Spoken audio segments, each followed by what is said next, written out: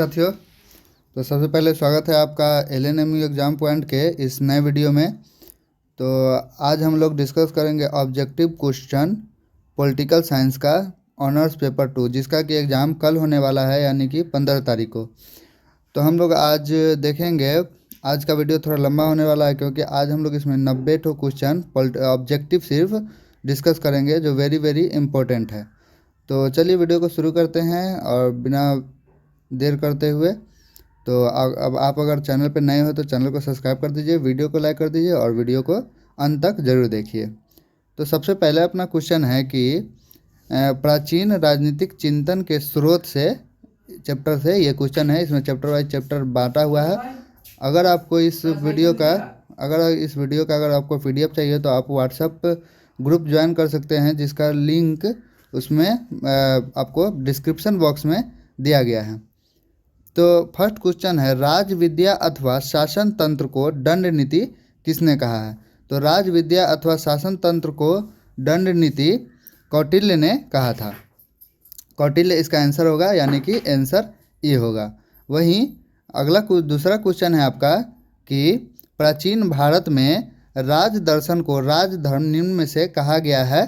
तो ये होगा महाभारत के शांति पर्व में राज दर्शन को राजधर्म कहा गया प्राचीन भारत में। तो इसका आंसर आपको C होगा। वेदों की संख्या कितनी है? तो वेदों की संख्या 4 होती है, आप लोग जानते ही हैं, ऋग्वेद, अथर्ववेद, यजुर्वेद और सामवेद। वाल्मीकि रामायण की रचना कब हुई है? यहाँ कब से मतलब है कि किस युग में हुई है। तो यहाँ आपका आंसर हो जाएगा C, यानी कि त्रेता युग में हुई है। वही अपने अगले क्वेश्चन की तरफ चले तो क्वेश्चन है, महाभारत को क्या कहा गया है? मतलब महाभारत को कौन सा वेद कहा गया है? तो इसका आंसर हो जाएगा A, यानी कि पंचम वेद। छठा क्वेश्चन है आपका, नीति वाक्य मृत्रम की रचना किसने की थी? तो इसका आंसर होगा सोमदेव सूरी ने। वही सातवां क्वेश्चन है आपका, अर्थशास्त्र की पांडुलिपि का अंग्रेजी अनुवाद किसने किया था? तो इसका आंसर हो जाएगा आपको डॉक्टर श्यामजी ने, यानी कि आंसर ये हो जाएगा। वहीं पाश्चात्य विश्व के लिए मनुस्मृति अपने प्रकार का सर्वश्रेष्ठ ग्रंथ है, यह हिंदू कानून पर सर्वाधिक प्राचीन ग्रंथ है, यह कथन किसका है? तो ये मैकेंजी ब्राउन ने कहा था, यानी कि इसका आंसर C राइट होगा। पुराणों की संख्या कितनी है? तो पुराणों की संख्या 18 है। वेदों की संख्या 4 है और पुराणों की संख्या 18 है। तो इसका आंसर आपको D हो जाएगा। 10वां क्वेश्चन है, पृथ्वीराज रासो के लेखक कौन है? तो पृथ्वीराज रासो के लेखक चंद्रवरदाई है। पृथ्वीराज रासो के लेखक चंद्रवरदाई है। एक स्मार्ट पृथ्वीराज करके मूवी भी आई थी, जिसमें चंद्रवरदाई का रोल हमारे सोनू सूद जी ने किया था। तो वो आप मूवी भी ऐसे देख सकते हैं, मैंने रिकमेंड नहीं कर रहा हूँ, आप देख सकते हैं चंद्रवरदाई कौन था और उसका रोल क्या था, वो देखने के लिए आप। तो चलिए, अब दूसरा हमारा टॉपिक है प्राचीन भारत में राजनीतिक चिंतन। तो प्राचीन भारत में राजनीतिक चिंतन में सबसे पहला क्वेश्चन है, भारत भारतीयों के लिए है, यह नारा किसने दिया था? तो भारत भारतीयों के लिए है, यह नारा दिया था स्वामी दयानंद ने। स्वामी दयानंद सरस्वती जी ने यह नारा दिया था कि भारत भारतीयों के लिए है। उन्होंने आर्य समाज की स्थापना भी की थी। दूसरा क्वेश्चन है, वेदों की ओर लौटो का संदेश सर्वप्रथम किसने दिया था? तो इसका आंसर हो जाएगा आर्य समाज, यानी कि आर्य समाज ने एक मुहिम चलाई थी दयानंद सरस्वती जी के नेतृत्व में, जिसे कहा गया था कि वेदों की ओर लौटो। 13वां क्वेश्चन है, प्रारंभिक स्वर्ण युग और उसके पतन का वर्णन निम्न में से किसमें है? तो इसका ऑप्शन है नारद स्मृति, मत्स्य पुराण, अग्नि पुराण और विष्णु पुराण। इसका तो राइट आंसर हो जाएगा D, यानी कि विष्णु पुराण में। प्रारंभिक स्वर्ण युग और उसके पतन का वर्णन विष्णु पुराण में है। प्राचीन इतिहास का अधिक विस्तार के साथ वर्णन किया गया है मत्स्य पुराण में। ये जो 18 पुराण थे, उसी के अंतर्गत ये विष्णु पुराण, मत्स्य पुराण और भी पुराण ऐसे आते हैं। तो इसका आंसर C हो जाएगा। मत्स्य पुराण में प्राचीन इतिहास का अधिक विस्तार के साथ वर्णन किया गया है। प्रारंभिक स्वर्ण युग और उसके पतन का विष्णु पुराण में है, वहीं प्राचीन इतिहास का अधिक विस्तार के साथ वर्णन मत्स्य पुराण में है। तो वहीं अपने अगले क्वेश्चन की तरफ आते हैं, शुक्र नीति में कितने अध्याय हैं? तो शुक्र नीति में 4 अध्याय हैं, यानी कि ऑप्शन A सही होगा। अगला अपना टॉपिक है कौटिल्य के बारे में। कौटिल्य यानी कि चाणक्य, चंद्रगुप्त चाणक्य को ही कौटिल्य कहा जाता है। तो सबसे पहला क्वेश्चन है, कौटिल्य के अर्थशास्त्र में अधिकरणों की संख्या कितनी है। कौटिल्य जी ने जो अर्थशास्त्र लिखी थी उसमें अधिकरण की संख्या कितनी है। तो इसका आंसर हो जाएगा डी, यानी कि 15। अधिकरणों की संख्या कितनी है, 15। कौटिल्य के अर्थशास्त्र में प्रथम अधिकरण का शीर्षक निम्न में से क्या है। जो अर्थशास्त्र उन्होंने लिखी थी उसका जो प्रथम शीर्षक है वो क्या है, प्रथम हेडिंग जो क्या है, तो वो हो जाएगा विनयाधिकरण, यानी कि आंसर ए विनयाधिकरण। कौटिल्य के अनुसार मंत्रियों की संख्या कितनी होनी चाहिए। कौटिल्य ने मंत्रियों की संख्या कितनी लागू की थी, यानी कि उन्होंने कितनी मंत्रियों की संख्या अपने अनुसार बताई थी। तो 3 या 4, 3 या 4 मंत्रियों की संख्या होनी चाहिए। किसके अनुसार, कौटिल्य के अनुसार। अगला क्वेश्चन है, कौटिल्य ने ज्ञान या विद्या की निम्न 4 शाखाओं का उल्लेख किया है। ज्ञान या विद्या की 4 शाखा जो उल्लेख किया है वो कौन है। तो इसका आंसर हो जाएगा डी, त्रयवार्ता, आनुवंशिकी और दंड नीति। ये 4 तो ज्ञान विद्या की शाखाएं हैं जिसको कौटिल्य ने बताया था। अगले क्वेश्चन की तरफ चलते हैं। तो अपना अगला क्वेश्चन है, राज्य की उत्पत्ति के संबंध में कौटिल्य द्वारा प्रस्तुत विवरण व्यक्त करता है शक्ति सिद्धांत को। मतलब उन्होंने, कौटिल्य जी ने जो सिद्धांत को व्यक्त किया था वो कौन सी श्रेणी में आता है, तो शक्ति सिद्धांत हो जाएगा।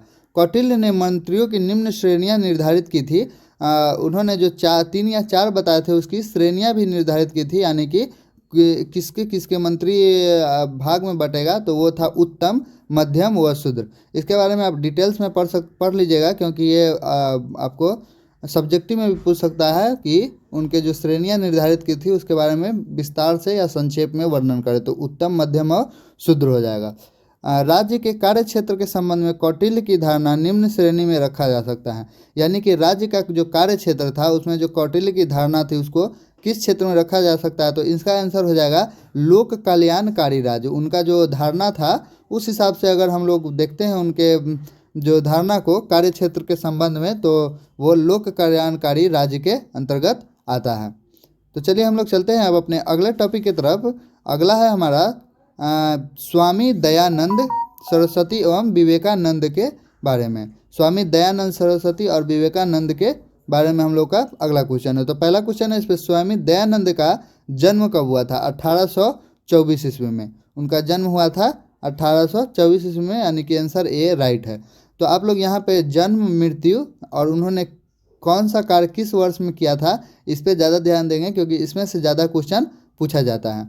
तो स्वामी दयानंद का जन्म हुआ था 1824 ईस्वी में। और दूसरा क्वेश्चन है, दयानंद सरस्वती के बारे में किसने कहा था। दयानंद इलियड अथवा गीता के प्रमुख नायक के समान थे, जिसने हरक्यूलस की शक्ति के साथ हिंदू अंधविश्वासों पर प्रहार किया। वस्तुतः शंकराचार्य के बाद इतनी महान बुद्धि का संत दूसरा नहीं जाना। यानी कि कहने का मतलब है कि किसी ने दयानंद सरस्वती को कहा था, उनके बारे में ये कथन था उनका कि दयानंद इलियड द्वारा गीता के प्रमुख नायक है और अंधविश्वास पर प्रवास किया और शंकराचार्य के बाद इतनी महान बुद्धि का संत दूसरा नहीं मिला। यह किसने कहा था। तो इसका आंसर हो जाएगा बी, यानी कि रोमा रोला ने ये शब्द कहे थे। तो चलिए चलते हैं अपने अगले क्वेश्चन। तो अगला क्वेश्चन है अपना, सत्यार्थ प्रकाश के रचयिता कौन थे। तो सत्यार्थ प्रकाश के रचयिता स्वामी दयानंद थे, यानी कि आंसर इसका होगा सी। आंसर सी राइट है इसका, कि सत्यार्थ प्रकाश के रचयिता कौन थे। आंसर सी हो जाएगा स्वामी दयानंद। स्वामी दयानंद ने आर्य समाज की स्थापना कब की। तो स्वामी दयानंद ने आर्य समाज की स्थापना 10 अप्रैल 1875 ईस्वी को किया था, यानी कि आंसर से ए राइट हो जाएगा 10 अप्रैल 1875 को। और अगला क्वेश्चन है, वेदों में वर्णित ज्ञान के विशाल भंडार को दयानंद ने निम्न में से किस 4 श्रेणियों में व्यक्त किया था। जो वेदों में ज्ञान है का विशाल भंडार है उनको श्रेणियों में विभक्त किया था स्वामी दयानंद ने 4 श्रेणियों में। कौन कौन से थे। तो ये आपको हो जाएगा आंसर डी, विज्ञान, कर्म, उपासना वो ज्ञान, यानी कि साइंस, वर्क एंड तपस्या वो और ज्ञान, यानी कि नॉलेज के में। तो आपका चलते हैं हम लोग अपने अगले क्वेश्चन की तरफ। तो अगला क्वेश्चन है हम लोग का कि निम्न में से कौन सा राष्ट्रवाद के संबंध में दयानंद के आग्रहों से संगत नहीं थे। यानी कि राष्ट्रवाद जो था उसके कौन सा जो आग्रह था उनसे संगत नहीं थे वो। तो इसका आंसर हो जाएगा ए, यानी स्वदेशी और विदेशी के मध्य विवेक सम्मत संतुलन, यानी कि दयानंद सरस्वती जी जो स्वदेशी और विदेशी था उनके बीच में संतुलन नहीं चाहते थे। अगला क्वेश्चन है हमारा, स्वामी विवेकानंद का जन्म कब हुआ था? तो स्वामी विवेकानंद का जन्म हुआ था 12 जनवरी 1963 को, यानी कि इसका राइट आंसर होगा बी, 12 जनवरी 1863, सॉरी 1963 नहीं 1863 को। रामकृष्ण मिशन को विवेकानंद ने कब स्थापित किया था? तो इसका सही आंसर हो जाएगा 1997 में, यानी कि आंसर सी राइट होगा। अगला क्वेश्चन है, स्वामी विवेकानंद का देहावसान कब हुआ था? तो इसका सही आंसर होगा 4 जुलाई 1902 को उनकी देहावसान हुआ था।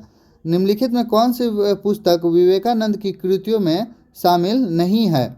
तो इसमें कौन सा पुस्तक है जो कृतियों में शामिल नहीं है? तो मॉडर्न इंडिया विवेकानंद की कृतियों में शामिल है। इंडिया ए खंड हर प्रॉब्लम, ये भी विवेकानंद के कृतियों में है। फ्रॉम कोलंबो टू अल्बर्टा, तो ये तो डेफिनेटली है। तो बच गया बी, वेदांग प्रकाश, यानी कि वेदांग प्रकाश उनकी कृतियों में शामिल नहीं है। चलते हैं अगले क्वेश्चन की तरफ। निम्नलिखित में कौन सा कथन स्वामी विवेकानंद का नहीं है? इसमें जो कथन है वो कौन सा स्वामी विवेकानंद का नहीं है? तो बी, प्रत्येक आत्मा ही अव्यक्त, ये स्वतंत्रता मेरा जन्मसिद्ध अधिकार है और मैं इसे लेकर रहूँगा, ये विवेकानंद जी का नहीं है। प्रत्येक आत्मा ही अव्यक्त ब्रह्मा है, ये विवेकानंद जी का है। शक्ति ही धर्म है, ये भी विवेकानंद जी का है। शक्ति धर्म से भी बड़ी वस्तु है, ये भी विवेकानंद जी का है। तो इसमें राइट आंसर हो जाएगा ए, यानी कि स्वतंत्रता मेरा जन्मसिद्ध अधिकार है, इसे मैं लेकर रहूँगा, ये मतलब ये विवेकानंद जी ने नहीं कहा था, ये शायद बाल गंगाधर तिलक ने कहा था। तो ये आंसर अपना हो जाएगा ए, राइट आंसर इज ए, स्वतंत्रता मेरा जन्मसिद्ध अधिकार है, इसे मैं लेकर रहूँगा, विवेकानंद का कथन नहीं है। तो चलते हैं अपने अगले टॉपिक पे। अगला हमारा है तिलक एवं गोखले। बाल गंगाधर तिलक एवं गोखले के जी के बारे में ये है। तो बाल गंगाधर, फर्स्ट क्वेश्चन है, बाल गंगाधर तिलक का जन्म कब हुआ था? तो इनका जन्म 23 जुलाई 1856 ईस्वी का हुआ था, यानी आंसर ए राइट है, 23 जुलाई 1856। तिलक 2 बार बम्बई विधानसभा परिषद के सदस्य कब चुने गए थे? तो इसका आंसर राइट आंसर हो जाएगा 1895 और 1897, यानी कि आंसर ए राइट है। तिलक को भारतीय अशांति के जनक, फादर ऑफ अनरेस्ट का संज्ञा किसने दी थी? तो इसका आंसर हो जाएगा सी, सिल्वेस्टाइन सिरोला ने, यानी कि तिलक, बाल गंगाधर तिलक जी को भारतीय अशांति के जनक का पदवी मिला हुआ था। आई नो कि ये पदवी थोड़ा ऑकवर्ड है, बट ये मिला हुआ था उनको। सिल्वेस्टाइन सिरोला जी ने कहा था कि भारतीय अशांति के जो जनक है वो हैं बाल गंगाधर तिलक जी। उन पर मतलब अशांति फैलाने का डायरेक्टली आरोप लगाया गया था। अगला क्वेश्चन है हमारा, इनमें से कौन सा तिलक से संबंधित नहीं है? तो समाचार पत्र मराठा उन्हीं की इन्वेंशन थी, समाचार पत्र केसरी भी उन्हीं की इन्वेंशन थी, जिसके कारण उनको जेल जाना पड़ा था, और गणपति उत्सव भी उन्हीं की इन्वेंशन थी। वही समाज पत्र सुधारक, ये इनकी इन्वेंशन नहीं थी। तो ये आंसर डी राइट हो जाएगा कि समाचार पत्र सुधारक। तो चलते हैं अपने अगले टॉपिक की तरफ।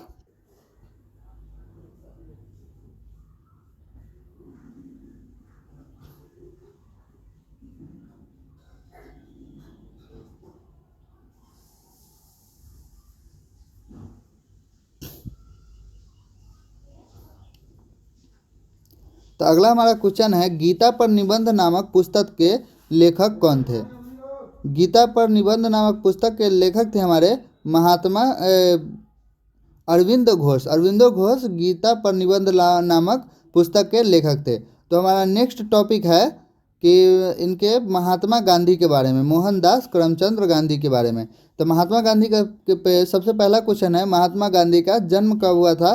तो ऑल वी नो 2 अक्टूबर 1969 1869 को इनका जन्म हुआ था। तो आंसर ए राइट हो जाएगा। दूसरा क्वेश्चन है, करो या मरो का संदेश भारतीयों को किसने दिया था? तो इसका आंसर होगा महात्मा गांधी ने। महात्मा गांधी ने करो या मरो का संदेश दिया था। तो महात्मा गांधी की मृत्यु कब हुई थी? तो महात्मा गांधी की मृत्यु हुई थी 30 जनवरी 1948 को। 30 जनवरी 1948 को महात्मा गांधी की मृत्यु हो गई थी। अगला क्वेश्चन है, राजनीतिक व्यवस्था के संदर्भ में गांधी जी का आदर्श प्रतिमान है विकेंद्रित ग्राम स्वराज। विकेंद्रित ग्राम स्वराज के संबंध में गांधी जी का आदर्श प्रतिमान था।